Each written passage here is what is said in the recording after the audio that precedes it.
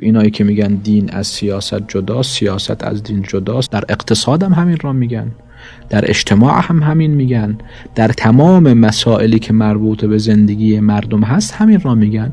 میگه دین فقط یه چیزیست در مسجد، یه نمازی بخونی، عبادتی بخون، همین. و این صحیح نیست، چون که خدای تبارک و تعالی که انسان را آفریده و تمام خصوصیات انسان را هم میداند و لطیف هست، خدا نسبت به بندگان خودش رحیم هست، از لطف و رحمتش راه زندگی را برای اونها یاد داده. و لذالک شما در دین که بیایید، در اسلام بیایید، برای سیاست برنامه داره، برای اقتصاد برنامه داره، برای اجتماع برنامه داره، برای همه چیز برنامه دارد. این اسلام از قبل از گهواره تا بعد از گور هست. بنابراین خدای تبارک و تعالی این روش را برای زندگی کردن برای شما داده، بهترین روش هم هست.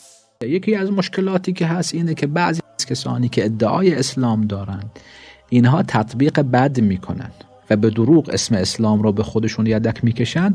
اگر هم یه روزی هم یک صباحی هم حکومت دستشون رسید، تمام احکام اسلام رو زیر پا میذارن، فقط یک کار میکنن، یه چند نفر رو میکشن به عنوان اینکه اسلام گفته اینها رو بکش. حالا مثلا فرض کنید در مصر چند سال قبل یه حزب اسلامی سر کار آمد، 1 سال هم حکومت دستشون بود.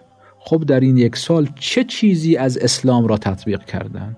هیچی، فقط شعار بوده که انه اسلام وسیله برای رسیدن به کرسی بوده.